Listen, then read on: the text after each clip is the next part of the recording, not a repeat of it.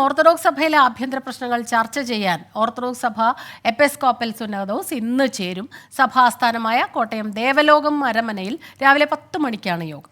കത്തോലിക്ക ബാവയും സഭയിലെ മെത്രാപ്പോലിത്തമാരും പങ്കെടുക്കും. വിശദാംശങ്ങളുമായി ടോബി ജോൺസൺ ആണ് കോട്ടയത്ത് നിന്ന് ചേരുന്നത്. Toby, very good morning.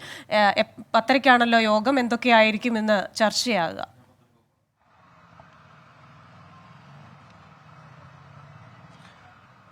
Good morning Christina and Smitha. ഏറ്റവും പ്രധാനപ്പെട്ട കാര്യം ഒരു അടിയന്തര സിനഡാണ് വിളിച്ചിരിക്കുന്നത് എന്നുള്ളതാണ്.